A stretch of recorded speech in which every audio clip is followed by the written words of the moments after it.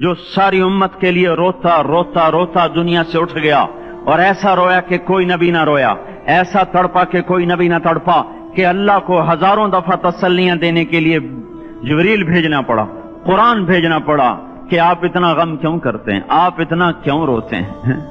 एक दफा मैंने वो आयात जमा की थी जिनमें अल्लाह ताला ने अपने नबी को तसल्ली दी है, वो इतनी बन गई कि उनको लिखना मुश्किल होगा मेरे लिए। वो 100 से ज्यादा आयात बनती हैं जिसमें अल्लाह ताला तसल्ली दे रहा है, लअल्लक बाखिउन नफ्सक अल्ला यकूनु मुमिनीन, लअल्लक बाखिउन नफ्सक अला आथारिहिम इल्लम युमिनू बिहादल हदीस असफा फला तज़हब नफ्सुक अलैहिम हसरात मा अंत अलैहिम बिवकील लस्त अलैहिम बिमुसैतिर मा अंत अलैहिम बिजब्बार मन कफर फला यहज़ुनका कफरु मन कफर फला यहज़ुनका कुफ्रु वलक़द नअलमु अन्नका यदीक़ु सदरुका बिमा यक़ूलून। इस किस्म की आयात जिनमें अल्लाह कह रहा है मेरे हबीब इतना गम न कर, इतना गम न कर, इस कदर गमगीन अपनी उम्मत के लिए।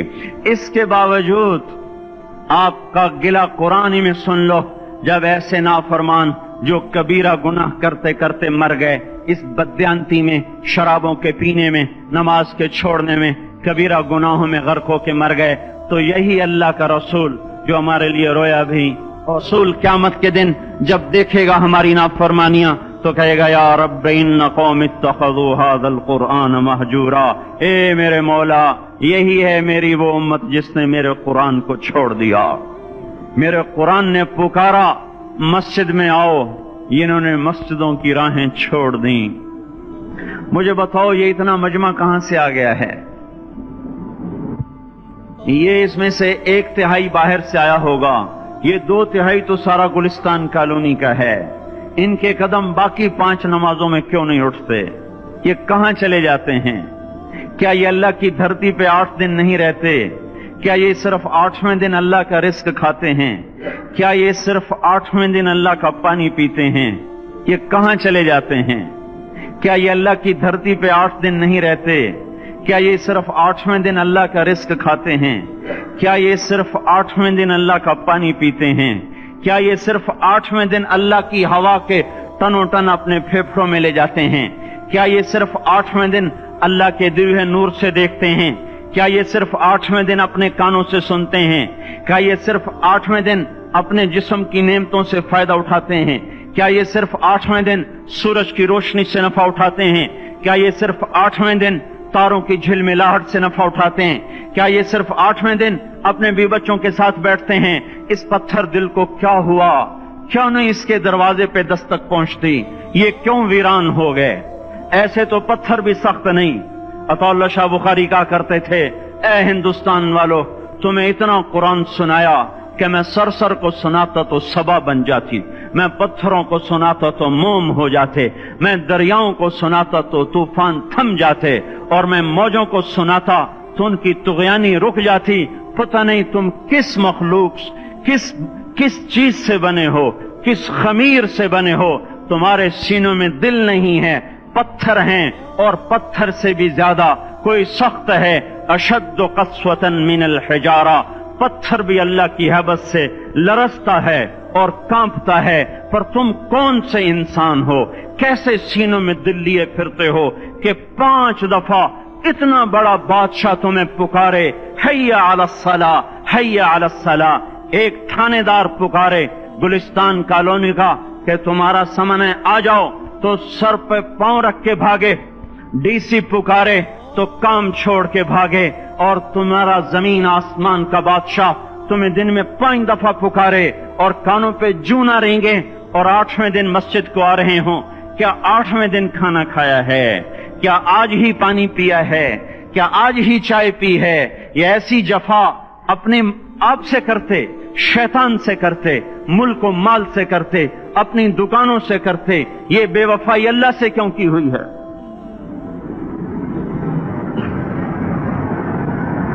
जिस जमीन पे सजदा ना अदा हो, इससे बड़ा भी कोई जुर्म है? जिना करने को गुनाह समझते हैं, नमाज का छोड़ देना जिना से बड़ा जुर्म है। रिश्वत खाने को गुनाह समझते हैं, नमाज का छोड़ देना रिश्वत खाने से बड़ा जुर्म है। قتل کرنا بڑا گناہ سمجھتے ہیں، نماز کا چھوڑ دینا قتل سے بڑا جرم ہے۔ سجدے ہی کا تو انکار کیا تھا شیطان نے کوئی زنا کیا تھا، کوئی قتل کیا تھا، کوئی شراب پی تھی، کوئی جوا کھیلا تھا، کیا کیا تھا؟ کوئی شرک کیا تھا۔ شیطان سجدے کا انکاری ہوا، ایک سجدے کا انکار کر کے وہ ہمیشہ کے لیے مردود ہو گیا۔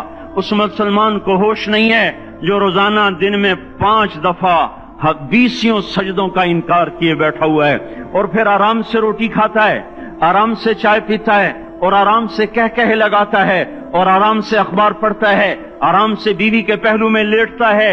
ایک سجدے کا انکار ہو کر شیطان ہمیشہ کے لیے مردود ہوا۔ جس نے فجر کا انکار کیا سجدوں کا، پھر ظہر کے سجدوں کا مذاق اڑایا، پھر عصر کا مذاق اڑایا، پھر مغرب اور عشاء کا مذاق اڑایا۔ گھر میں نماز پڑھنا بھی چلو نہ پڑھنے سے تو بہتر ہے، پر یہ بھی نماز کا مذاق ہی ہے۔ اور 8ویں دن سر پہ ٹوپی رکھ کے آیا۔ 8 دن جس نے اتنے سجدوں کا انکار کیا، وہ اس بات سے نہیں ڈرتا کہ کہیں اللہ اسے مردود نہ کر دے، تو کیا ہوگا اس دن جب جن بچوں کی خاطر یا جس نفس کی خاطر اللہ کے بغاوت کی کہ اٹھا نہیں جاتا، آیا نہیں جاتا، گرمی بڑی ہے، سردی بڑی ہے، اندھیرا بہت ہے، کیا قبر کے اندھیرے یاد نہیں ہیں؟ کیا قبر کی گرمی یاد نہیں ہے؟ کیا جہنم کی آگ بھول گئے؟ کیا جہنم کے عذاب بھول گئے؟ کیا جنت کی نعمتیں بھول گئے؟ وہ اللہ کا کلام بھول گئے، وہ اللہ کا دیدار بھول گئے، وہ اللہ سے ملاقات بھول گئے، وہ محبوب خدا کی محفل بھول گئے۔ یہ کیسا اسلام ہے؟ یہ کیسے پتھر دل ہیں جو کمانے میں تو ایسے مست ہوئے کہ ہوش نہیں، اور جب اللہ بلائے تو ایسے غافل ہو جائیں، نہ بوڑھے پر جوں رہیں گے، نہ جوان کو ہوش آئے، نہ کسی عورت کو ہوش آئے، نہ کسی مرد کو ہوش آئے، نہ بازار بند ہوں۔ ارے میرے بھائیو، حکومت سے پیسہ بچانے کے لیے ہڑتالیں کی، 20 دن بازار نہ کھولے، نماز کے لیے اگر دکانیں بند کرتے تو آج اللہ تعالیٰ آپ کو ہر ظالم سے باہر نکال دیتا۔ کوئی ظالم نہ آپ کے مال پہ ہاتھ ڈالتا، نہ آپ کی عزت و آبرو پہ ہاتھ ڈالتا۔ دن دہاڑے ڈاکے پڑے، کیوں پڑے؟ کہ ہم باغی ہو گئے، ہم نے اللہ سے بغاوت کر دی۔ کیا جمعے کے دن صرف اللہ بلاتا ہے؟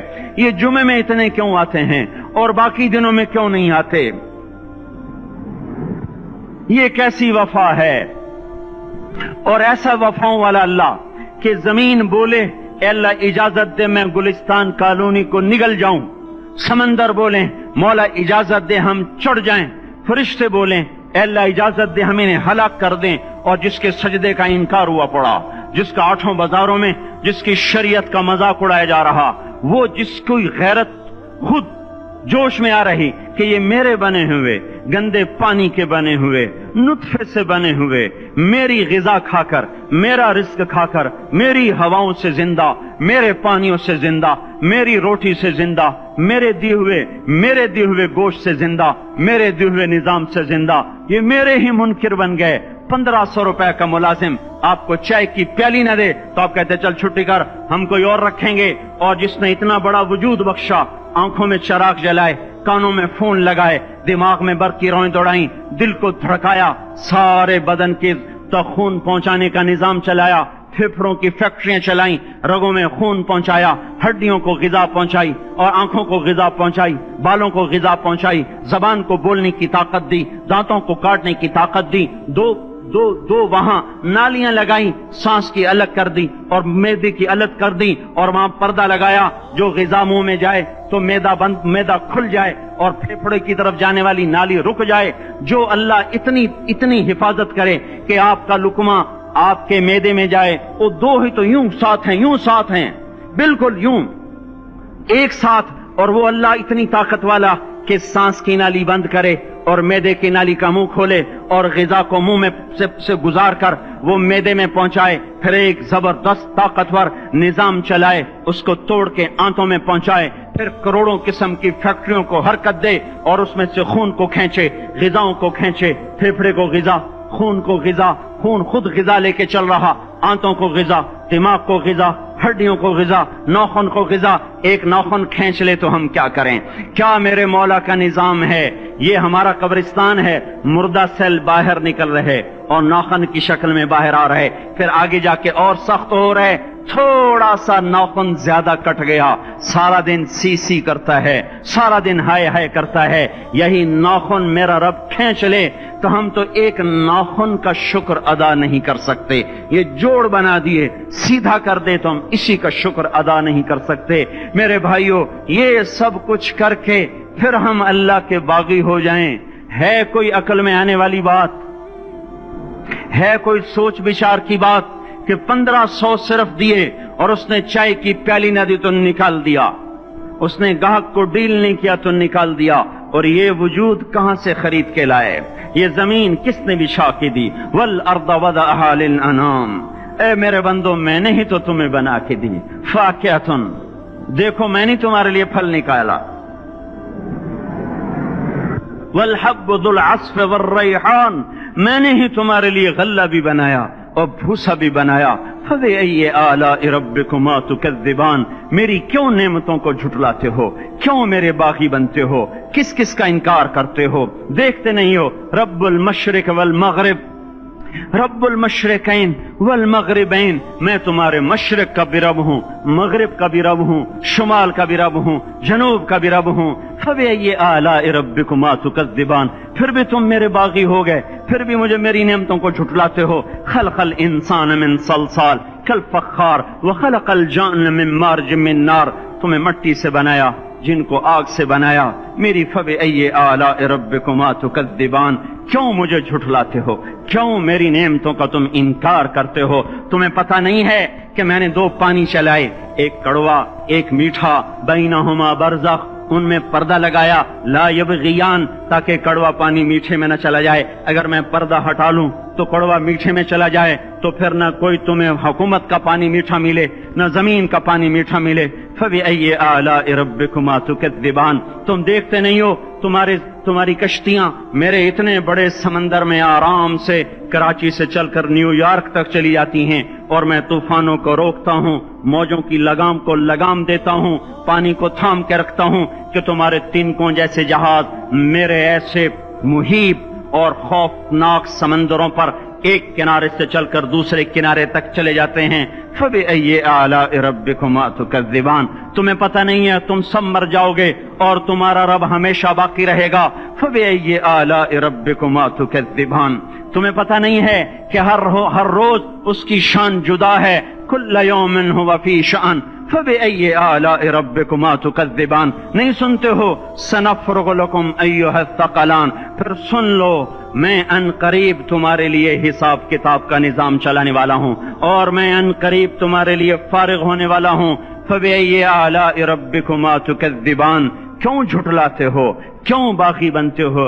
اے انسان ہوش میں آ، اے جنات ہوش میں آ، تمہیں اپنے رب کے نظام کا پتہ نہیں ہے کہ اس نے جہنم کو بنایا ہوا ہے، اور وہ دن تمہیں یاد نہیں ہے کہ آسمان وردتن کالدہان، اور یرسل علیکما شواظ من نار ونحاس فلا تنتصران، تم میں آگ کی مار، تمہیں پانیوں کی مار، تمہیں جہنم کی مار کوئی بچا سکتا ہے؟ فبأي آلاء ربكما تكذبان، تمہیں پتہ نہیں ہے کہ اس دن مجرمین پہچانے جائیں گے، ان کے چہرے کالے ہوں گے، آنکھیں کیری ہوں گی، ہاتھ بندے ہوں گے، پاؤں جکڑے ہوں گے، گردن میں توق ہوں گے۔ فبأي آلاء ربكما تكذبان، تمہیں پتہ نہیں میری دوزخ بھڑک رہی ہے اور لپک رہی ہے اور جھپٹ رہی ہے اور پکار رہی ہے، هل من مزید، هل من مزید، اے اللہ اور لے آ، یا اللہ اور لے آ۔ فبأي آلاء ربكما تكذبان، تمہیں کیا ہو گیا؟ تم کیوں میرے باغی ہو گئے؟ تم کیوں جھٹلاتے ہو؟